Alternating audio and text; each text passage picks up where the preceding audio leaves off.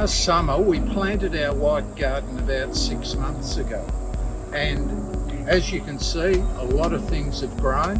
Of course, midsummer in the subtropics, everything's a little bit thirsty, I guess. We're having to water a bit more, but the plants are all growing. We've lost the odd thing, but not much.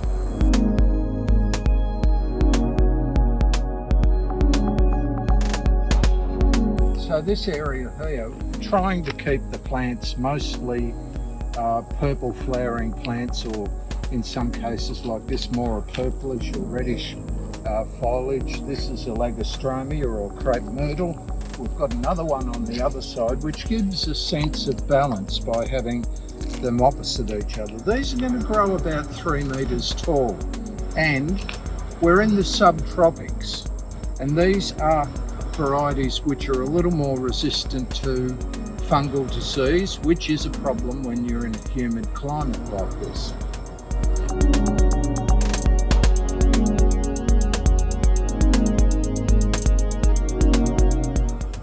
This whole garden area was only put in about 3 months ago, and this Salvia is only about 2 months in the ground, and it was really just 2 stems about that long. So that has really kicked on very, very fast, established very well.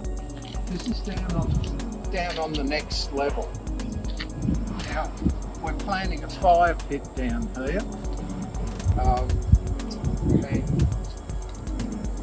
And I need to build some seating around here and put paving in, and then we'll do planting eventually. But back to the wall, how did I do that? Well, if you have a peek around the back, you can see that.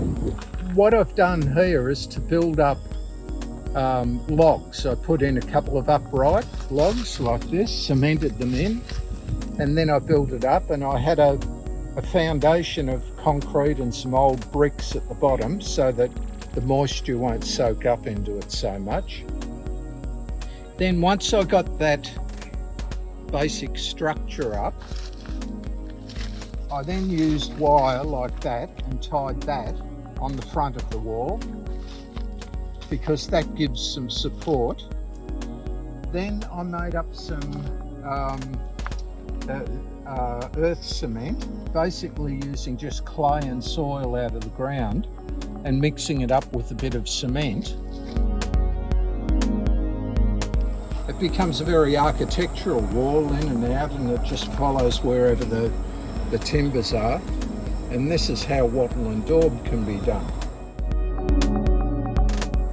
Having a colour theme in a garden, or having some other sort of theme in the garden, is going to tie it all together and give it a level of consistency. It's something you might think of trying, even just in one section of your garden too. And you don't have to be 100% perfect. Like, you can have the odd plants that aren't that colour. It's more a matter of having a dominant colour. You have most of the plants here are purplish or bluish or shades of that sort of colour, and that helps just tie everything together.